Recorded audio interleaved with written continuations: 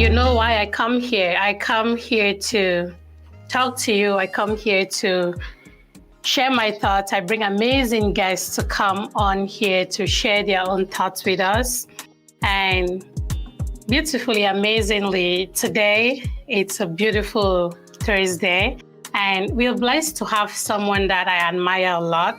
Again, whenever I bring people to this platform, I tell you that at some point in my life, I never imagined I would be talking to the caliber of people that say yes to my invitation and choose to come to the You Can Be Anything podcast.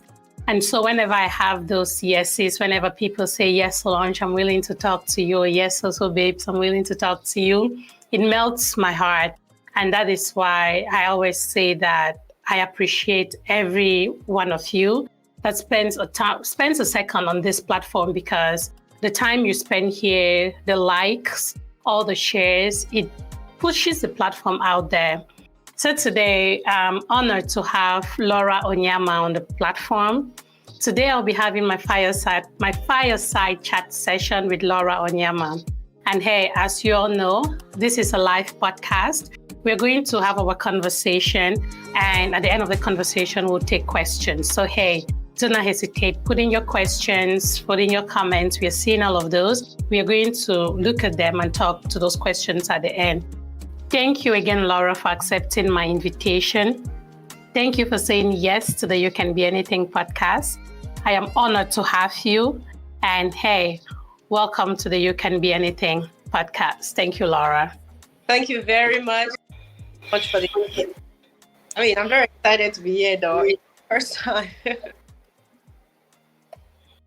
Yes, it's Laura's first time. Again, I was very impressed when she said yes, she wants to come and talk. She's willing to talk to me.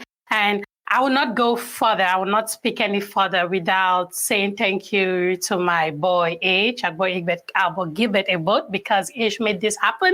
And that is one of the reasons why I keep telling him, H, I want to hang by you, because I know that you are in the entertainment industry. And when it comes to talking to people in the entertainment industry, you are there to channel these people over to me. So H, thank you so much for doing this. And Laura, thank you too for saying yes to H. I'm going to talk to Solange. I appreciate it. You're welcome. Awesome. So again, hey, you all, I'm sure that you have definitely seen Laura somewhere. You've heard the name Laura Onyama, or other people call her Onyama Laura. I think in Cameroon, they'll call her Onyama Laura. But again, when you start going international, you become Laura Onyama. So again, we are so happy to have you. Laura is an actress. Laura is also a producer. Laura is a champion for nature, right? And in all of those, I would love for us to give the mic to Laura. Laura, please, I know that you've probably said this a million times. You've talked to people about yourself. I want you, for my audience, what can you say about yourself if I were to ask you, who is Laura? Can you please tell us a little bit about yourself? Who is Laura? Who would you say Laura Onyama is? Well, Laura Onyama is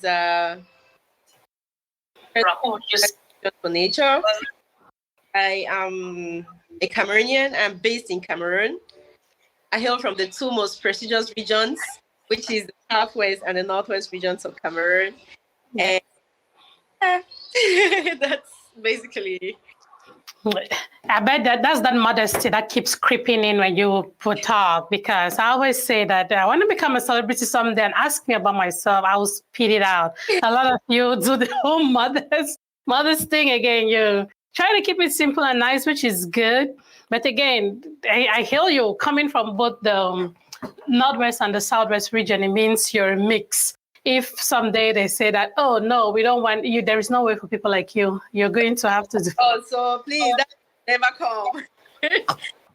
So there is no way for people like you. So definitely appreciate you. Thank you so much. Let's talk a little bit about, again, that is Laura, growing up, right? And I was looking at your portfolio and I saw that you study linguistics.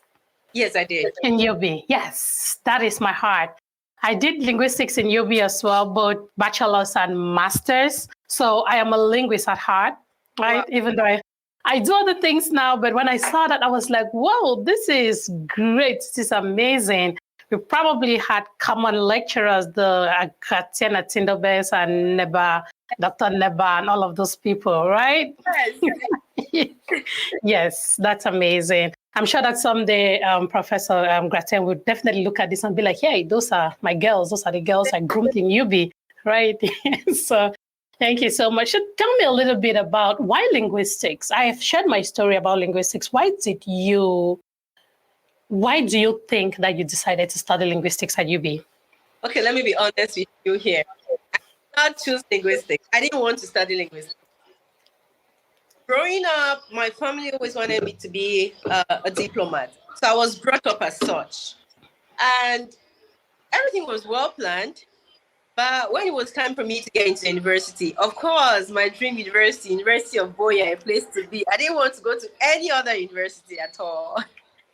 So, back I got into the university in 2009. Mm-hmm. Yeah. Back then, you would apply, you would have 3 choices. I don't know if that's the case right now. You would have to fill in 3 choices of what you want to study. Yeah. Yes, the first choice will always be what you actually want to study. Mm-hmm. You're not allowed to repeat it. You had to put different options. 3 different options, yes. So, of course, I was going to study political science. That was a plan. So I put my first choice, and when I was about filling the form, the pre-inscription form, I put political science as my first, and then I just put journalism and mass communication as my second option. And then I didn't know what to put as my third option. I didn't have enough orientation like that. So I was feeling with a friend. She's like, there's something called linguistics. The department is called linguistics. But since you already have a first and second choice and you have very good points, Mm-hmm.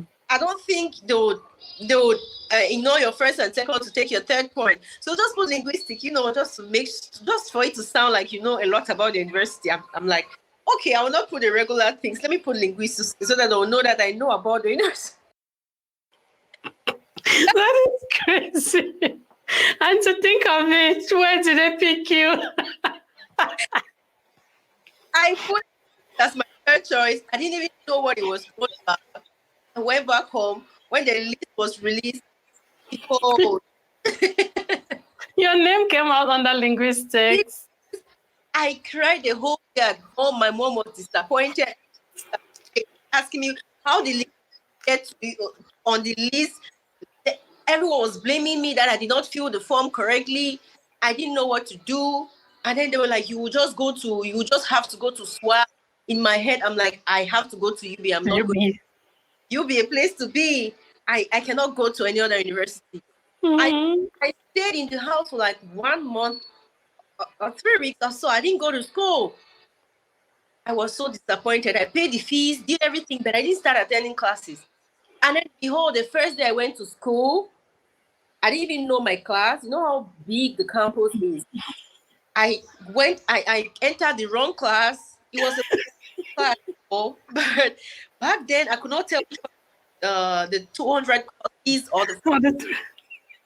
I just looked at. I don't remember where I saw it. I just saw a 400. As I just saw Lean, I said, okay, this is linguistics. I went into a 400 level class, and everyone was looking so mature.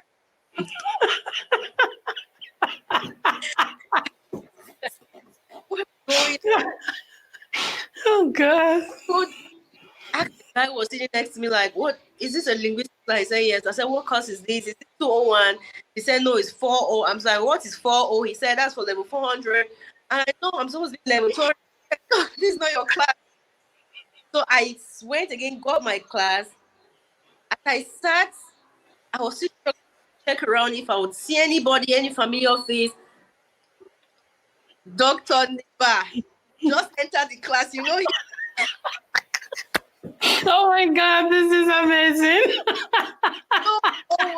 Option to linguistics. He just walked. It was an Amphi 150. It was he just walked in. Okay, I told you it was going to be a CA. Are you guys ready? He was. I asked him. I'm sharing now. What is this CA? Des. I'm like, Des, what? Yeah. They put Good, it good. linguistics. Oh, what is phonetics? I'm like, what am I doing here? I wrote the test and I had 3 on 20. Oh my God, Laura. 3 on Oh God, this is amazing. I said to myself that, Laura, you cannot start like this. You have to study this thing. So I made myself fall in love with it, and I was one of the best. Yes. Truth be told, see, your story is beautiful. This is a similar story I've shared on my podcast about how I ended up in linguistics. I never knew what linguistics was when I went to UB. Nada, I knew nothing. Right? No orientation, of course. We know that that's one thing that we don't get a lot, or we don't even get at all, except if you have like elder ones that have been there and maybe they are more savvy. But when it comes to giving you the orientation to have you in class, we don't have that. And that's the same way I ended up in linguistics, because I was going to UB to do JMC, journalism and mass communication. But finally, my name came out under the linguistics department. But then, so in my case, my intention was to switch after my first year. But girl, I fell in love with linguistics. I stayed there until I even did a master's. Truth be told, I loved it. And just because we didn't know about it, but having lecturers like Dr. Neba, like, it's just crazy. I loved that department, and Love with linguistics. yeah, I love it. Yeah.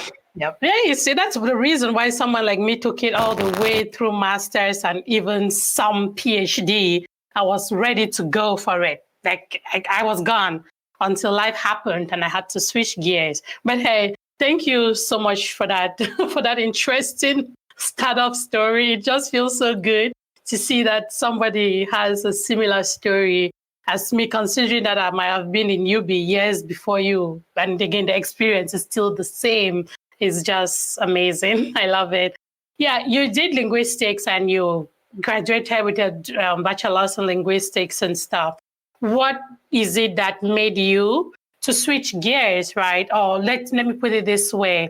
How did you now switch into acting? What was the push for you? Okay, so I am I have a senior brother who is 5 years older than me, and then a younger sister who is 12 years younger. Younger than you. So yes, so I grew up almost alone because I didn't really have someone with, and so I grew up like an introvert. I was always all alone. I had imaginary friends with like my mother would say, I was always alone talking to my imaginary friends and my doll. I had a doll that had 2 heads. So you flip the other side, it's a white doll, and then you flip the dress to the other side, it's a black doll. So I was always talking to the doll and imagining things in my head. So the only time where I had the opportunity to really express myself was during Christmas plays in church, in the Presbyterian Church, Great Support Buea. So I was opportunity this one Christmas to be casted as Mary, the mother of Jesus, to play that role. And then I felt so good. I felt good during the rehearsals. It felt good. I felt like so I could really talk to these people. I could really express myself like this. And I was happy telling the story of Mary, the mother of Jesus. I felt like if she's not getting to tell her story, just tell her story. That's when I fell in love with it. I feel the voiceless. I could tell, I could be what I want to be, movies, Indian movies at the time, Hollywood movies, some Hollywood movies, and I just wanted to be like those people. Always, I would tell myself, I want to be like this. I want to be on TV. I want to be a star. So all along, it's always been in my head. When I was in secondary school, I would sneak out sometimes during holidays. There was this of education and rehabilitation in Moliko where they'll do Itambi Delphine was there, Judas Guys. Some few names who are still in the industry were there at the time, but I was so young, so they didn't want to really put me in a film without the consent of my parents. Mm-hmm. Yes, I would only go there during holidays, just sit, watch how they were doing, and I loved it. Just being there was very satisfying to me. But they told me, look, hey, we need the consent of your parents. How would I get when they didn't even know that I was going there? I was always like that. I got into the university, I started alone. I was like, okay, this is the time. I had the liberty to do whatever.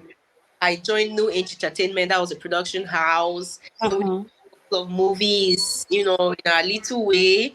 We did a couple of movies, and that's been my career. So, and that is way before university, even, right? Yeah. So you started acting. You started doing. You had an interest in acting way before you even went to UB. So it was already there since you were okay. That's interesting. That's more reason why maybe there should be a department in UB for, how will you call it, theater or something? Is there something like that? I don't think there is something like that in UB. Not to the best of my knowledge. There's something like that now. It was introduced like 4 years ago. Oh yeah, okay, that's good. Yeah, it's a professional program. Mm-hmm. For I think it's Department of not performing and visual arts. It's the Department of film and cinematography, something like that. But okay, that's good. I've never even heard of it. That's good. Okay. I'm about to say that let's propose something to you, Bill. I know that there is something already, but I think that's beautiful. That's nice. Please, unfortunately, when it was introduced, I was very excited. We were all very excited, but about it, people don't talk about it. I don't see anyone who's there. I don't know anyone. Never heard of it. Yeah. Yeah. We need more actors and actresses in Cameroon. Again, we need people to go and study that. But again, this will lead me to our next question.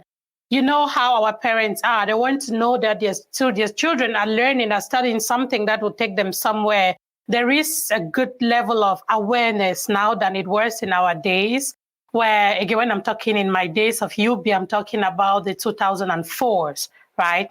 And I'm thinking of it and I'm like, okay, in those days, I can remember when I said I was going to UB to study linguistics, when I was admitted into the linguistics department, my parents were not very much concerned. I know that for my siblings, there was more like, hey, finance and this, but again, I was not the most intelligent one. So I'm sure they just wanted me to go get a degree. But again, now there is a little bit more awareness. Parents want their children to go to school to study things that will actually be able to give them bread tomorrow, right? Not just have degrees. Not everyone is doing it, but that is a goal. That is an encouragement, right? That people should study things that are a little bit more, that can be a little bit more lucrative. And if we say there is a department like this, for someone like you who had to work her way through, like you're walking your way inside this entertainment industry and specifically in the acting realms, right? What is it that you can say to another young girl like you, who was like you then, that your drive puts you where you are? What advice do you have for another young girl who wants to be like Laura? Come on, Laura, look, if another girl is looking at you today on my platform, which young girl doesn't want to grow up and be like you? They want to be like you. They want to articulate like you. They want to be able to be in movies like you, have that self-confidence like you. What are some of the tips that you can throw out there for people maybe younger than you or even your age or older that you can say will help them to find themselves in a position that they will have this kind of self-confidence you have? Well, this is what I say every day. What I say every day, you have to know who you are. Once you know who you are, you will know what you want, and you would be confident in whatever decision you're taking or whatever steps you're taking to get to that level where you want to be. We're in an industry where it's a war zone. Life itself, generally, it's a war zone. It's a what? Yep. Yeah, so it's a paradise and it's a war zone. So you have to first know yourself, know what you want, and then go for it. Yeah, when you say life is a war zone, there is this thing that I've picked up that I always talk about. I'm like, hey, life is hard. We all need to grab helmets, Yeah. right? Because nobody's going to do stuff for you. We have to be able to fight with our own, fight with your life to get what you want, right? And so if you say that way, that's what you practice, then I cannot, that's the reason why you are where you are, right? I just wanted to switch gears a little bit and talk about that, but then let's go a little bit back to the Laura that is an actress. I was reading online, it says your first movie, what do they call it? Something Heavy Rain. That was officially the first movie that you acted in. Is that correct? Yes. How was that experience for you? Finally, I could stand in front of the camera and then, people always see this thing in me. People always just know that. So I've almost always played lead or supporting lead. So I mean, stand in front of the character. Every attention is on me. The story is my story. It was beautiful. I felt like, this is it. I'm a star. I ran back then. Yeah. You truly are a star, should be told. And into that, you did a couple of other movies from that 2011 onwards. And I saw that you won the Best Actress for CAMIF 2017. CAMIF is something that I've been talking about recently again. Getting to know somebody like H in the industry, you cannot talk to H without talking about CAMIF. And when I saw that you won that Best Actress award at CAMIF 2017, please tell us a little bit about your experience at CAMIF. I know that another CAMIF is coming up, but again, CAMIF 2017, when you won the Best Actress, tell me a little bit about it. How was it? How was your experience at CAMIF that year? That year, fortunately, it was. I think that was the second edition of CAMIF. If I'm not mistaken. Yeah, that was the second edition, and I just won Best Actress at the Cameroonian Film Festival in November. Mm-hmm. So by April 2017, everyone already knew about me and about the movie Kiss of Death. So, I had that. It was very different from the first year where no one even knew I was. I was just struggling. I could see that people, the superstars that I used to know, that I used to just watch on TV, I could sit with them. I could have a chat with them. I could take pictures with them. Yeah, so, and I went to watch the part of the festival. I had the opportunity to get interviews. I felt like this is it. This is the life. This is a life. I love that. This is a life. That's amazing. So you see, CAMIF gave you that experience to rub shoulders, right? With people that you're like, okay. Like to rub shoulders. I'll just stand from my phone watch and I'm like, oh, these people, I want to be like this. I want to be definitely. I want to be like that. And there you go. I think that it's beautiful because experiences like that, right? And again, when we talk about events like that or festivals like that, some people underestimate it. But to me, I look at it as an opportunity to actually meet those people that you idolize. You get it? You meet those people that you sit and you look and like, oh God, what are they doing differently? To me, I've always believed that works. When I mix and I network with people that are where I want to be, it feels like it gives me that extra urge to do more. Like, hey, I want to be there. It's just like another young girl watching you today on this platform will be like, oh, look at how graceful Laura is. Look at how nicely she articulates. I want to be. So it's just, I always encourage people to go out there, follow, look at those people that you want to be like. Look at those people, look at their lives. And again, it's quite some load on shoulders like yours because you have to, that people are watching you. So you have to be very careful the way you live your life because that life you're living is an example to another child that is growing up. Awesome. Thanks. Yeah, that's the actress part of you. We're going to get back into it a little bit when we talk about your 2 latest movies. And I know I've seen some people asking where they can watch that, but we'll get to it. But then let's talk a little bit about champion for nature, right? What does this mean when you say you are a champion for nature? What is this about? When I say I'm a champion for nature, that means I said to tell everyone how beautiful nature is. I've taken it upon myself. I have taken it as I don't want to say I'm an activist for nature. That's too much. Yeah. But for myself, to make sure that everyone is aware of how important nature is and is ready to protect our environment. Yeah. Are there any specific initiatives you're doing? Is there any specific program that you're doing based on this? Yes, I'm doing so much. I'm a champion for nature for WWF.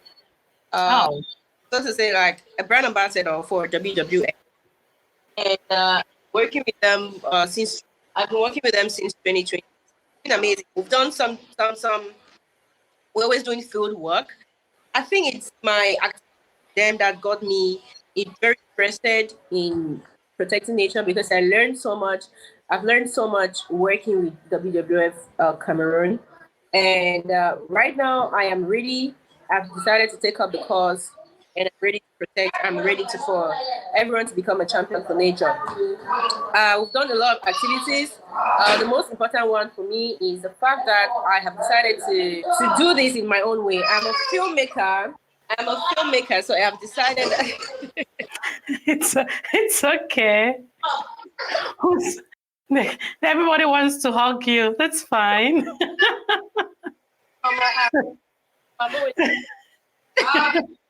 It's okay. So, most importantly, I decided that since it's easy for people to understand when you do visual storytelling, that right actors and I've decided that I'll do more visual storytelling. Currently, I just did A Cry from the Forest, and I'm doing lots of documentaries with NUF. NUF is a nature, environment, and wildlife filmmakers whose headquarters is in South Africa. And the past month, I've been back and forth. I've been into South Africa 3 times for trainings. So I want to be a full-time wildlife filmmaker. So I have to do all of these trainings. There's so many activities going on when it comes to that. What's the meaning of WWF, Cameroon? Worldwide Fun. Okay, the Worldwide Fun. Okay, thank you. Wow, that's amazing. And you talked about your producer life again. That's the one thing that I see that cuts across the industry. As an actress, we all know that if you ask me, yes, there can be good money in it. But if you actually want to make the money, you have to start thinking of producing, right? How has the life of a producer been for you so far? You laugh. Yes, let's see. How has that been? God. It's just like the life of an entrepreneur.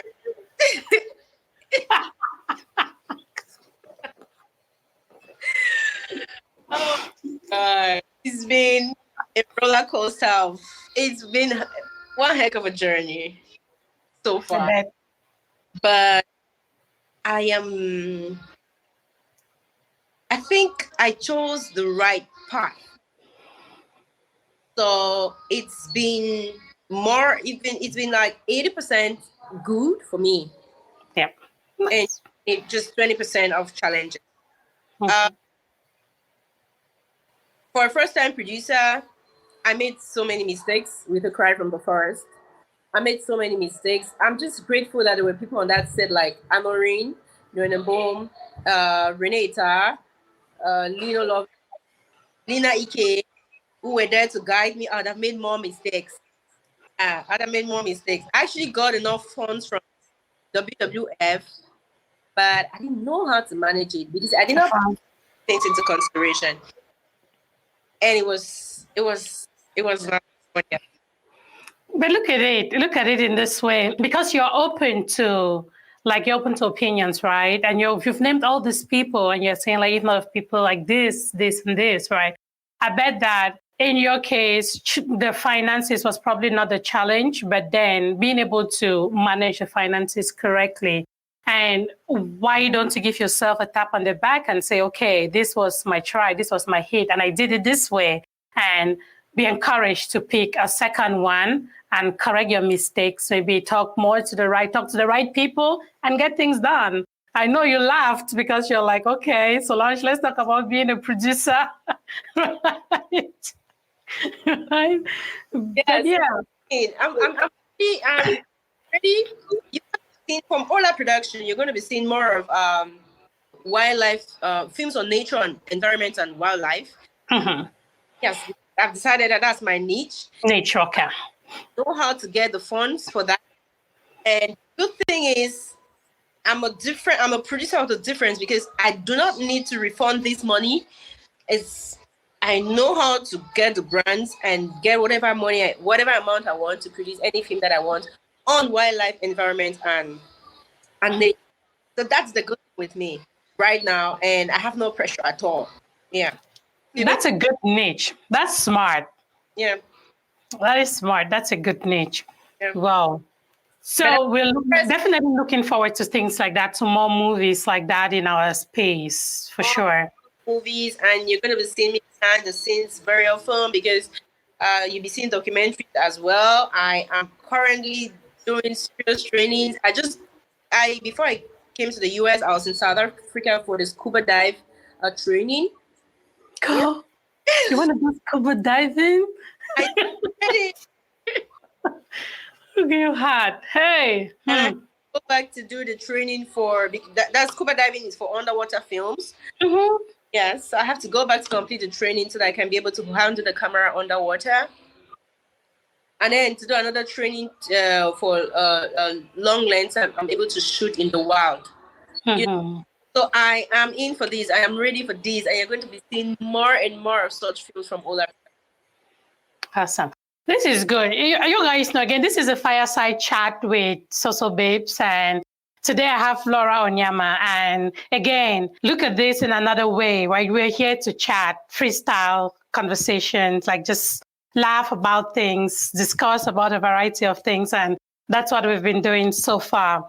And we just heard Laura talk about her intentions to learn more, right? We've just heard her talk about that willingness to go and, man, look at the kind of things she's speaking, scuba diving. Like I cannot even swim. I stand in pools, right? Again, I'm ashamed to say I cannot swim, but I promise to learn, okay? But then you see how daring somebody that we look up to and say, wow, this is a successful actress. This is a successful person. But at the same time, you see how ambitious she is, right? And to me, I say things like this on the You Can Be Anything podcast because the goal is to encourage you who listens to me and listens to my guest to know that you really can be anything. We are looking at a day when we'll pick up a documentary shot by Laura Onyama, Underwater. Hey, God, help us. I cannot wait. I'll be like, wow, what are you even doing there?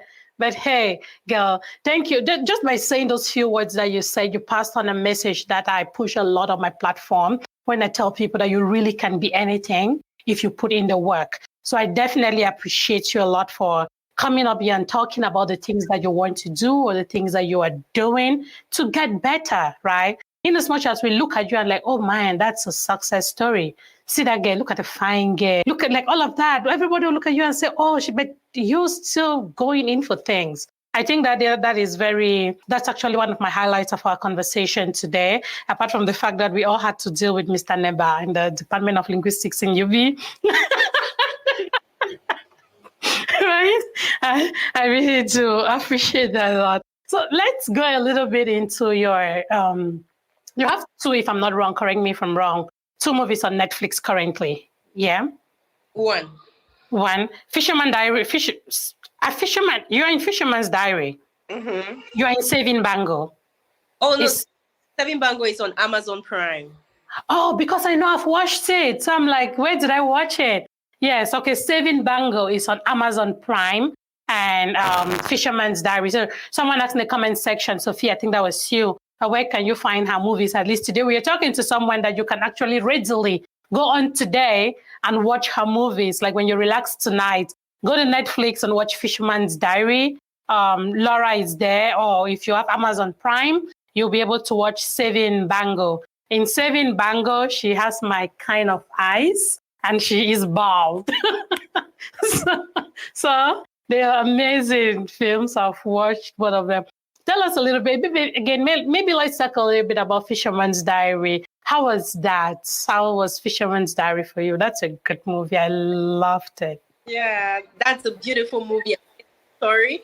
Kaya Coin got to me because he was the line producer of the movie, of the project. So he got to me and the story coming up. Kang Quintus is coming to Cameroon and he wants to really do some work here. So please let's all come together and make sure this new producer is not disappointed. Well, okay, let's do it. So Kang Quintus sent me a non-disclosure agreement, and then sent me the script. Whoa! When I whoa! Kang Quintus is very that kind of guy. His movies, but again, I think that is what makes it unique. Yeah. Whoa! Like I must be project. This is if we can actually do this thing the way it's written, then it's going to be one of the best we would have in the industry. Then I just finished shooting Saving Bango. Saving Bango had just been released and everyone was talking about it. So, I mean, you know that feeling, you're jumping from one big project to another big project. And then you know, you're a professional, you're one of the... You're the happening actress in town. Actress in the country. I have to do better. Saving Bango. So, God, that was amazing. Both movies are really good. And one thing that I've just noticed with Kang Quintus is how, I don't know if the right word, if it is graphic. He's very graphic in his movies. It's just the same thing that he has shown us with Ngannou. And as you said, looking at the script, you're probably thinking, if we can make this real, then... And that's why they're amazing movies, for sure. That's 100%. What about Saving Bango? How was that? How was Saving Bango for you? When I watched you in that movie, I'm like, the first time I actually saw you in a video call, I could not really reconcile. That's why I said, my makeup is amazing. This movie, I could not really reconcile the you that I saw, like the you I see now, with the you that is in Saving Bango. I was like, wow. It's the same person. Yes. Yes, you're right. I mean, makeup, we have amazing makeup artists in the country. Yeah. Amazing. Sometimes, and another thing is when people see me, they expect to see me bow. They expect to see me with those eyes. So, like, excuse me. Is that you? Is that you? Yeah. So that was nice. Saving Bango Saving Bango brought me to the limelight in this social media era. Because of death, yes, we use the social media, but not as right. It's Saving Bango changed the game when it comes to promotion and marketing of our films. I mean, everyone can. Right? Saving Bango came with another kind of vibe. It made all the producers understood that you have to invest so much on promotion and marketing. Yeah. So, I mean, before then, I was still, okay, just an actress in the industry. And then the script came to me. I bet you the writer had me in mind when he was doing that script. They wrote it for you. They wrote that for me. They wrote that movie. When I read the same feeling I had, I'm like, this is... So Stephanie Stephanie called me later with Kaya Quine. No, Lino Lovett called me first. I was like, okay, I read the script, but what's my character name? They said Bango. First, Stephanie is the producer, right? Would she not want to play lead? They said no. I said, I still don't believe you. So good to be true. And then she called me together with the director Kaya Kwon. Like, okay, you're playing Bango. I was so excited. I read the script. I have read the script as many times as I could. I made sure to that character. I take out Laura Onyama from myself and Bango. Even before I got to that set, but like 2 weeks before we started, I was Bango already. That's passion. That's what we're talking about here. That is what you do when you love what you do. Yep. And then fortunately, when we got on set, I met with Goddess Fungwa for the first time. Richard. I decided to have a conversation with him that night. I realized that he too understands what filmmaking is about. He understood his character so well. I'm like, thank God. That was my worry. Thank God. And we were ready to teach each other. We were ready to learn from each other. The set was so professional. I mean, every other person on that set was a professional. So it was very smooth and easygoing. You know, I stayed in Goddess and I stayed. We lived those characters so much so that even after the set, we didn't get out of those characters. We stayed in character for more than a year. Yeah. For more than a year, that same look. Oh, you always see me with contact lenses. I will always cut my hair. I don't know. Goddess and I were always together. We were always. Oh God, this is fun. Our personal relationships, our separate partners.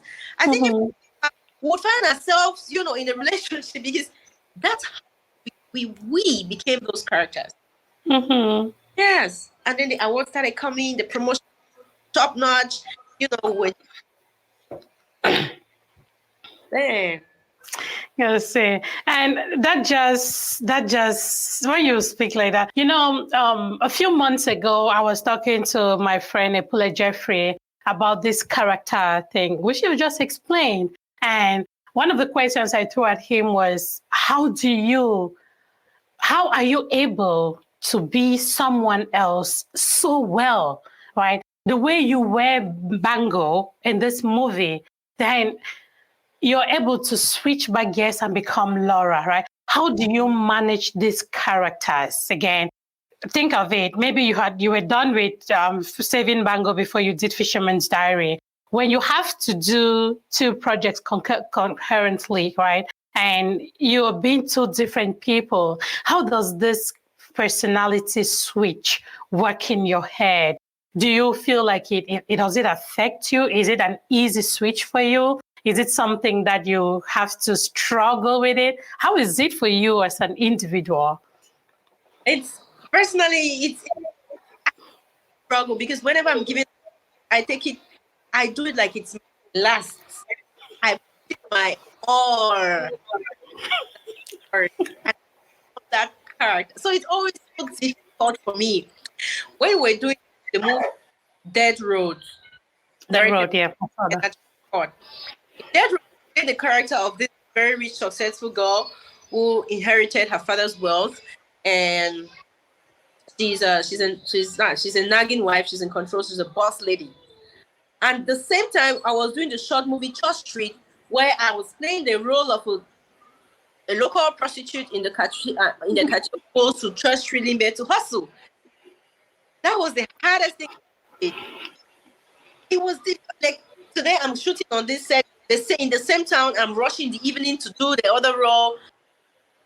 It was extremely difficult for me. I would have to come. I would beg the director, whichever set I find myself in, to give me an hour of serenity. So you can reset. Try to reset, separate two characters and jump on. So wow. It's not easy, but it's doable. Because I'm proud of myself. I'm proud of the performance I had in both movies. I know that it's doable. Man, that's tough. Just the thought of it is break. I'm just thinking about it. I'm like, I'm not able to impersonate someone for an hour because I'll probably just go back to Sosa Babes. Then I can imagine. And that's the hard part of this work that you people do, right? Because sometimes we just as outsiders, people who are not in the field, will probably say, oh, they give you that script, you go read it and you go out there and you recite it. It is more than that. It is a lot more than that, right? A lot more. And for real, just thinking about it is crazy. I know you used to work also in the Film Guild as a president in the Limbe. I was reading about that. Do you still do that? Is that still something that you do? The Cameroonian, the film, is it Guild or Guild? So we have the CFI, which is Cameroon Film Industry. Mm-hmm. Cameroon Film Industry is made up of 6 guilds. Oh, guilds. Mm-hmm. The Actors Guild, the Producers Guild, the Directors Guild, the Writers Guild, the Marketers Guild, and I just forgot the other one. But it's made up of 6 guilds. 6. Mm-hmm. I'm a member of the Actors Guild, which is NACAM, National Actors Guild of Cameroon. Mm-hmm. And in every city, have chapters, what we call chapters. So I was the president of National Actors Guild of Cameroon Limbe chapter for 5 years. Wow. Yes. So, but someone else took over last year. Mm-hmm. The new president. Yeah. So when you do for the Actors Guild and stuff, do you have initiatives like you encourage other? Because the truth, one of the things that we talk about in the entertainment industry is being able to encourage and give the younger generation, right? Again, you still fall within the younger generation. Trust me, you still have a long way to go. But also, when we're talking about like I've seen new kids being introduced. I've seen the likes of Faith Fidel. And so are there any initiatives where you try to encourage and bring in these young people so that they too can have the opportunity to start building on their career as kids? That's something that we see in the West a lot, which I'm not sure. And that's why I'm asking of how much of it we do in our country. We do in our own film industry. Fortunately, as filmmakers, we do a lot, bringing new people to help build their dream, to help, support things. We have very few formal education for this. Oh, yeah. Access to this kind of. But that's the reason why we have chapters. Chapters where wherever you find yourself, it is open to everyone though. Okay. Get registered, and to register is just 15,000 francs. Become a member of the Cameroon film industry. Okay. The Actors Guild, it is in your town. You don't have to move to another town. And they have open meeting sessions. So that's one thing. You're welcome. You're there. You're registered. You become a member.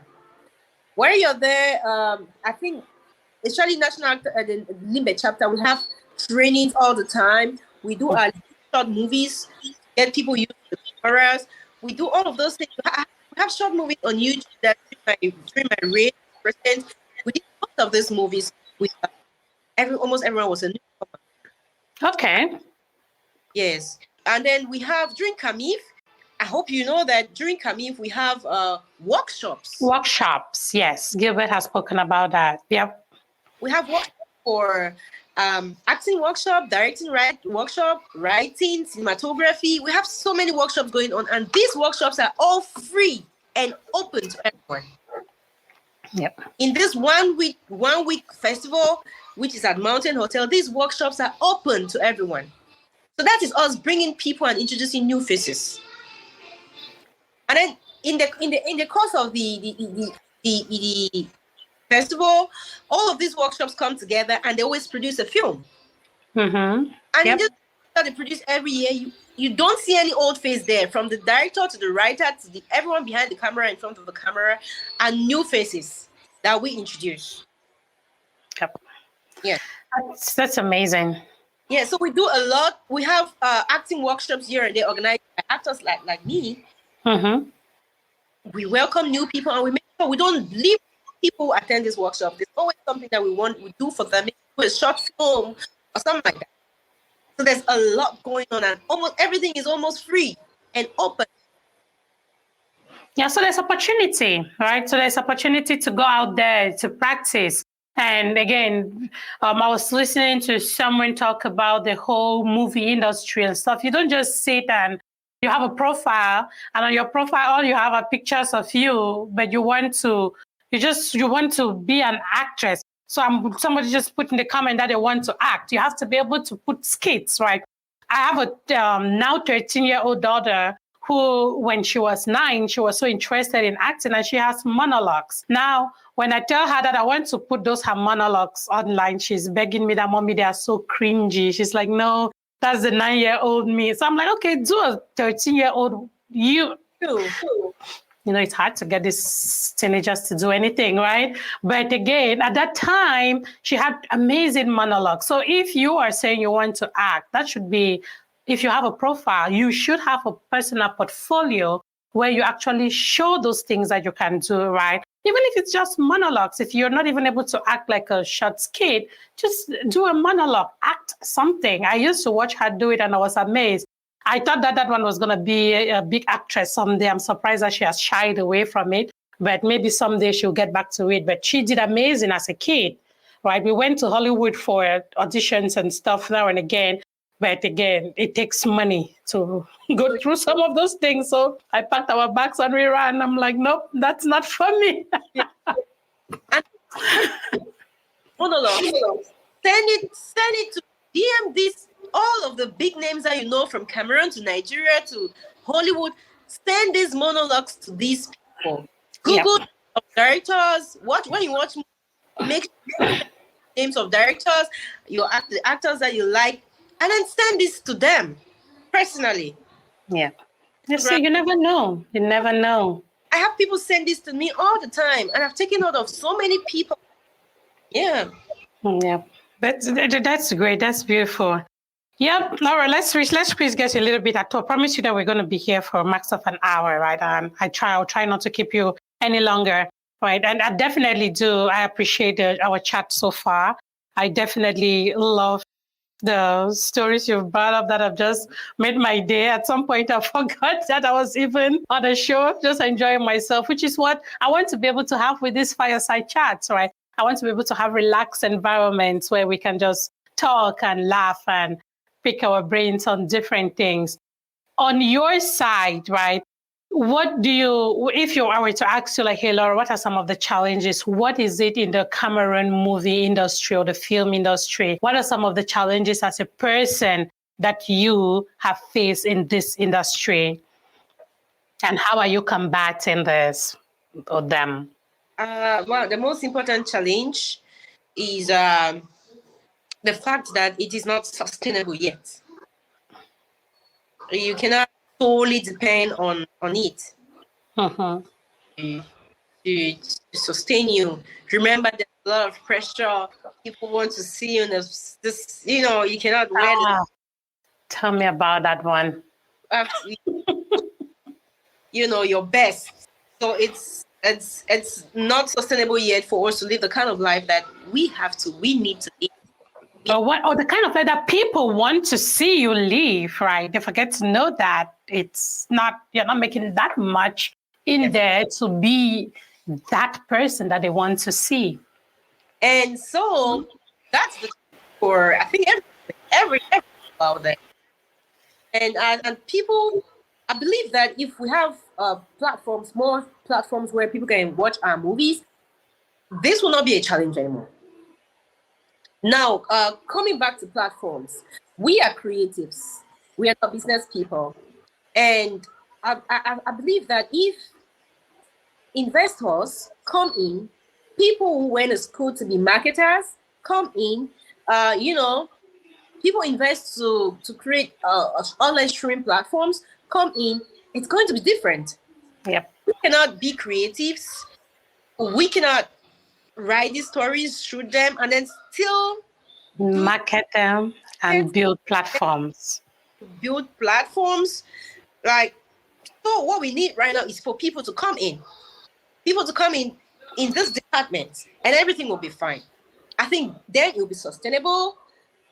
People who complain that they don't get to watch our movies will have access to our movies, and everyone will be fine.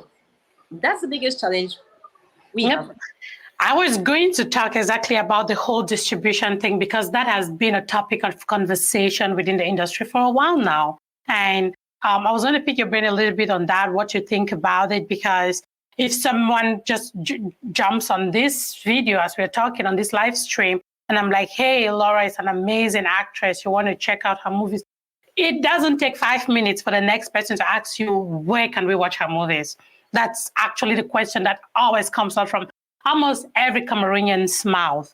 Where are these movies? Where can we watch these movies? And this has been an ongoing conversation on what we can do differently or what we can hone on a little bit more to make sure that all of these movies that you are acting are really visible. They're out there. They're available for people to watch, for us to watch, right? I can speak about you because I have watched the other movies you spoke about. I've not seen them. I have seen Fisherman's Diary and I have seen Saving Bango because they are on international platforms, right? Even on our own local platforms. I don't know if you have any movie on Film Room. I do have Film Room as well. I don't know if Saving Bango is on Film Room. Saving Bango is on Film Room. What this film was Film Room? Okay. All right. So at least I know where to watch two of your other movies because I do use Film Room. So Yes. at least for those two. Where that's an international platform because you have access to Film Room. You are in the US. Yeah, I do. Everybody can have access to Film Room, and to download the app is free. For those of us who are in Cameroon, with just 150 francs, you get access to a movie for days. So when we talk about movies, go on those platforms. And then we have movies on YouTube. People like Sekuda, Peter Montana, they have movies on YouTube all the time. If you just go and type Cameroonian movies, you see a couple of movies pop up. Yes, they might not be the kind of movies like A Fisherman's Diary and all of that, but you do not expect someone to use millions to do a Fisherman's Diary kind of project and they go and put it on YouTube. So you find Cameroonian movies, low budget movies, but they are there on YouTube. Yeah, we want to see movies that like Fisherman's Diary. Don't tell us that we should not expect. Wait, that's why you see how you put do those premieres. You see what your colleague Stephanie Tom is doing. I cannot wait to have access to Stephanie's movies because when they do these premieres, right? When they do all of this, they do all the awards and man, we're looking at beautiful pictures. Well, that's what we want to go and see on YouTube. We don't want to only go watch low budget movies. We want to watch the high end movies. That's where that's what we need people to the money and invest in stuff. That's so funny how you put it, but we want high quality movies. Please give us. But again, even the ones that are on YouTube, they still tell our story, right? They still carry the culture. Most of that. I think I've watched a couple. Not again, when you see flyers, you're going to look for whole Cameroon movie that has Laura Onyama, Cameroon movie that will have people like Stephanie Tom, Cindy Amade. You're going there, you expect that when you open, you see all that shine. Then you open it and it's just like one of those that I'm like, okay, all right, this is not what I was looking for, but if this is what is there, let's burn the time there. So I hope you get my point. No.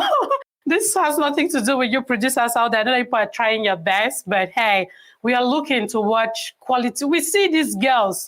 Go to their pages and see what they show us. We want to see that life, that light. We want to be able to watch movies with them looking like that because, man, that is what makes us proud. That's what makes us say, hey, you see, I watch a movie with my colleague and say, hey, that girl is from Cameroon. Like, hey, I'd be like, oh, wow, she's pretty. I want to be able to hear all those things. You get it?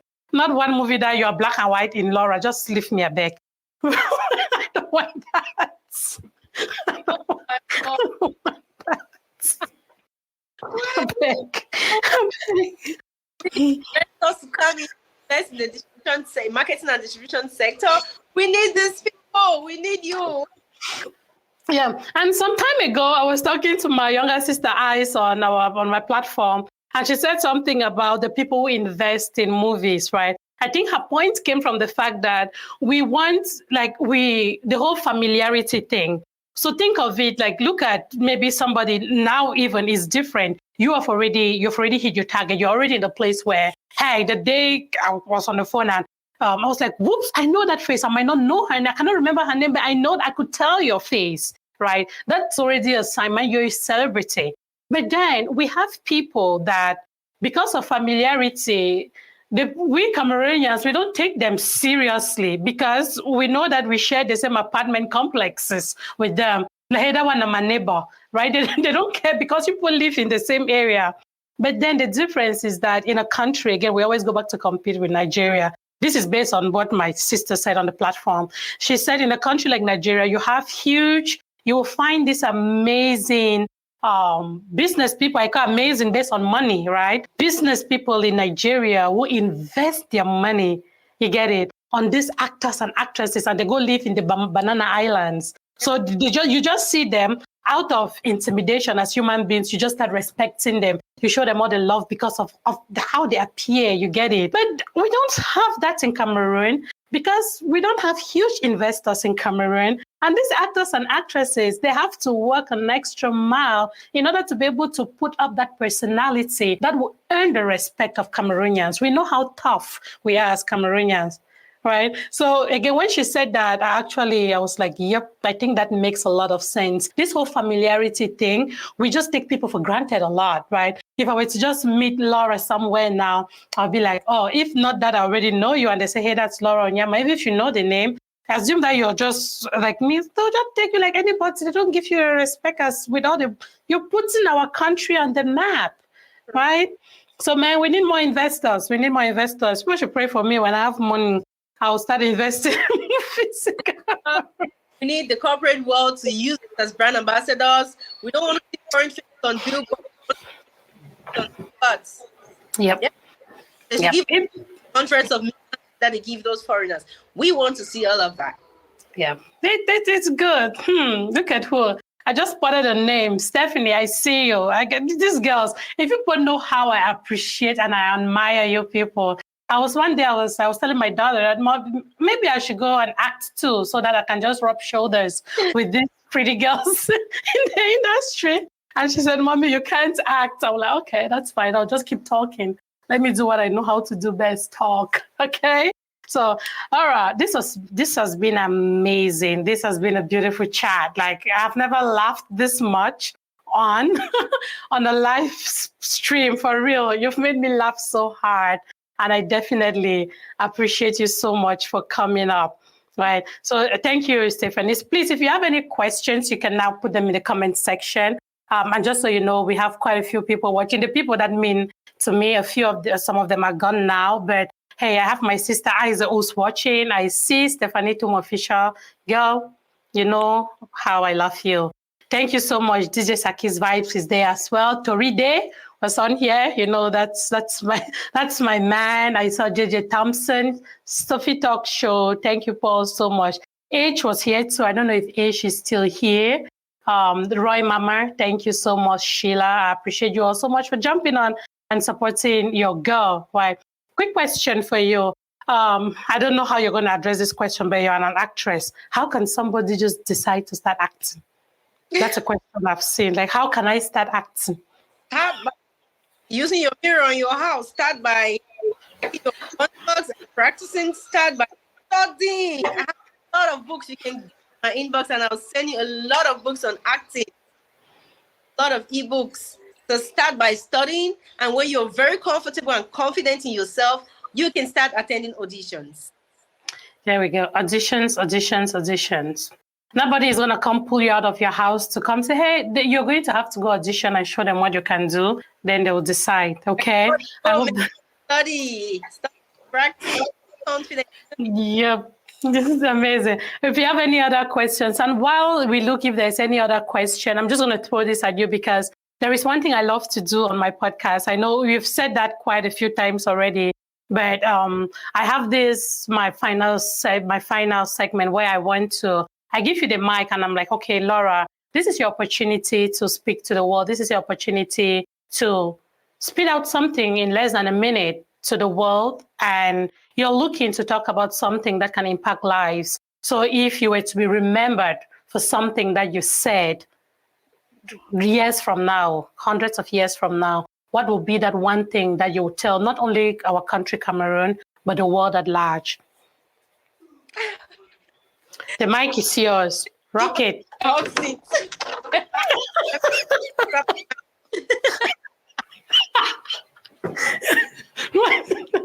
You can dust your face a little bit with your brush first. Yeah. Make sure that all the oil is gone.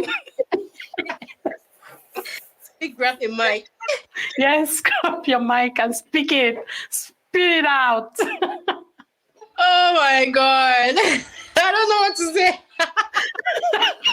You see, that is what, because your mic is a makeup brush. How will you remember what to say? Let's go. Speak it. Okay. And one thing I want to say, be that person that puts a smile on people's faces. Just be peaceful, be good to people, be kind, show love whenever and wherever you get the opportunity to show love to the world.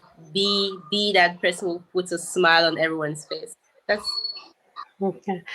Somebody tell me what you think about Laura's smile. Somebody say something. For those of you who are still watching, what do you have to say about her smile? Why to see it?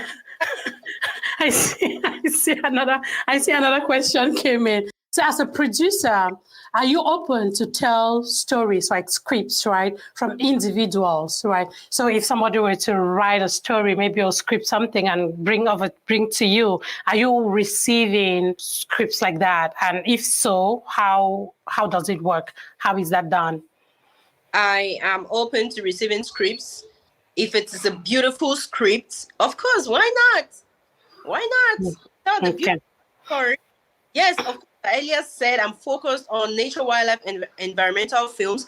But if I see a beautiful story, I'm going to get it. So follow me on my social media platforms. You can get into my DM whenever. I always make sure to check my messages, so we can always start a conversation from there and move on from there. So yes, we are. Yep. Yeah. Awesome. And Stephanie Tom says the dimples are so cute. Yeah. Yes, Stephanie, you saw that right. You saw that right. Yes. You have such a beautiful smile, Laura. Thank you. That's great. So, Isa, also hope you got the answer to your question. And again, Laura did mention that her area of focus, she's trying to niche it down in the industry on. You said, could I plenty to them again? Wildlife. Nature, wildlife. Nature, wildlife, and environment. Environment, yes. So nature, wildlife, and environment, those are the places where she loves to like focus. And so more of her movies and documentaries will come from around that. So this is amazing. Laura, is there anything you want to talk about that? I thought H said he was going to come and ask you a question. Now that he has not come, it's not my place to ask that question. But then better not come here. Amagibe was going to ask you a question, but it looks like he's been taken away as usual. But is there anything else that you would have loved for us to chit chat about that I did not bring up? Better not come here. He's going to send me a message. I said, Solange, this is my question for Laura. Okay, I want to talk a little about the film A Cry from the Forest. As a particular project, it was produced, was sponsored by WWF Cameroon, and it's the first project from Ola Production with me as a producer and Lino Lovett as the director. So right now we're doing festival tours with the movie, but for those of you who are in the US, my team is coming back. We're coming back in May to do screenings. So please be ready to get tickets. Be ready to come out and support us. Right now we have decided, we have confirmed Maryland and Dallas. Always. So please, for those of you who are in the US, please be ready to support us when we come back in May. It is an amazing piece. It's on forest. It's on deforestation. We focused on. We tried to tell a story on deforestation from the perspective of the indigenous person. How deforestation affects the locals who live around those communities. So that's what the Cry from the Forest is all about. Yep. Amazing. So you say you're coming back in May for screening or premiere? I rather call it screening because it is a film to create awareness. It is not it's a film to create awareness. It is not like a movie, but it's still entertainment, right? Yes. Awareness and entertainment, is there a difference? Yes, we have limitations. Oh. So we can only film to create awareness. It is not, we cannot market the film like that. Oh, okay. And that has to do with your whole sponsors and the whole, okay. Exactly. Okay. All right. Amazing. Again, now that you love Maryland and Dallas, Texas, all of that. Some of us will be there. I just need to remember. And again, if you don't hesitate to remind me, I'll try to buy a ticket and be there. People need to start coming to some of this the south part of America to a little more. Come to Nashville, okay? So, so that's good. DJ Saki's vibe says, Laura, you are too beautiful. Okay. What is your secret? Thank you. And I feel well, healthy diet. DJ Sakis, Laura does not eat like me. Rest assured, right? Laura, I'm not sure she has eaten as much chin-chin as I did this Christmas. So be rest assured that Laura keeps it healthy. Yeah, that's amazing. And again, I'm really not happy that H is not here, but that's fine. But again, thank you for talking about A Cry from the Forest. I'll definitely love to be a part of that, at least to kind of watch you scream and see the work you're doing. As you did mention that this is your first as a producer, right? And I cannot wait to follow you up in a documentary to see you in all of those risky places that I don't even know what you're doing, but it'll be exciting to see you do all the things that we have spoken about. And yeah, if we don't have any other questions for Laura today, and if you don't have any other thing or question for me, then I think that we've had a great conversation. It has gone for over an hour, and I definitely love and appreciate you for staying this long for me. If you do not have any other questions, then I think we are good. DJ Sakis is calling for Gilbert. Don't worry. Gilbert will call my phone and tell me. There's this that I really want to appreciate in the diaspora. Begin with you. I mean, for the past, say, 5 years, the people in the diaspora have been the ones pushing and investing emotionally, financially. I mean, you guys are the ones who keep us going. So I really appreciate. And my stay here in the US has been amazing. Everyone has made sure that I'm very well taken care of, and they cannot stop telling me that they are proud of the work we do, trying to put Cameroon on the map as well. So I really want to appreciate our brothers and sisters in the diaspora. You guys keep us going. I love you people. We see the work you people do, and we definitely love you people. I'm happy that I had the opportunity to, I did not see you in person, but I talked to you on the phone, and that made my day. Another person that I love so much in the industry is Stephanie, and I'm looking forward to talking to her at some point. And you people I just love to see, when I just see strong ladies like you, right? It just makes me like, wow, all of you, the Cindy Amades, all of you. I'm like, yeah, when I see beautiful Cameroonian women, not only acting and looking pretty on the movies or on the screens, but actually doing stuff on the ground, going into ventures like you, trying to preserve the nature, the environment, man, it's big. So we love you people. We appreciate you. And I think that it has been an amazing show. Thank you so much, and we appreciate it. Thank you. Yeah.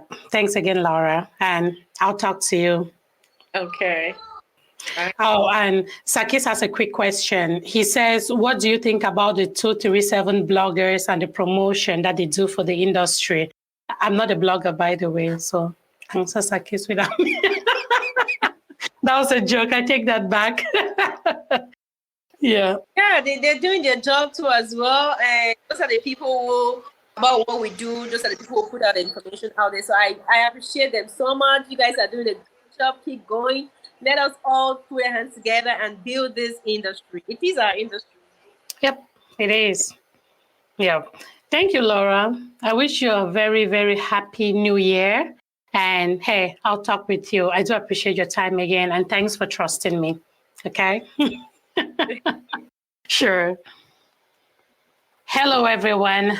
Thank you so much. I appreciate you all for joining me today. I had an opportunity to talk with Laura, and it's been a great chat. Again, as I say, the fireside chats are intended for us to have freestyle conversations, laugh, teach, educate ourselves, and learn a lot more. I definitely have learned a lot from Laura today, and I hope that you do too. Thanks again for your time. Thanks for the time you spent on the You Can Be Anything podcast page. Thank you for all the likes, all the shares, and for everything that you do to keep this page going. I trust you all, and I know that we are going to continue to do this big. I want to wish you all continuous happy holidays. And as we move into 2024, we got to hit that hard, right? And continue to work hard on becoming our best versions. Thanks again to all of you who joined. Again, my crew was here. There are people that when I have my shows and I see them, it's like, hey, that's all I need. And so I appreciate you all so much for being there for me and for making this happen. Tomorrow, the same time, I'm going to be again on the platform. And this time around, we'll be talking about women in tech. So the flyer is already out on my page. I'm going to reshare it. We'll be talking about how we can empower more women to join the tech industry.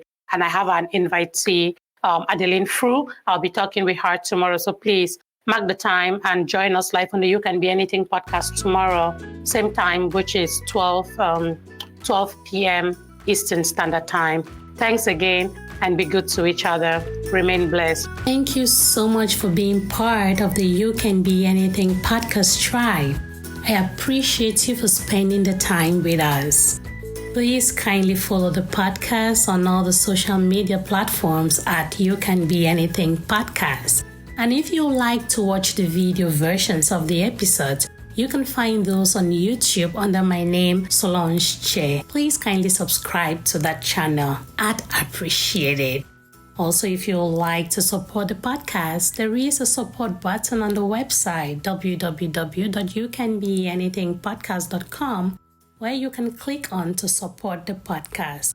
And for you who is ready to be my guest, do not hesitate to reach out either on the social media platforms or just email me at youcanbeanything21@gmail.com. I'll be happy to have you. Stay blessed and be good to each other. Bye-bye.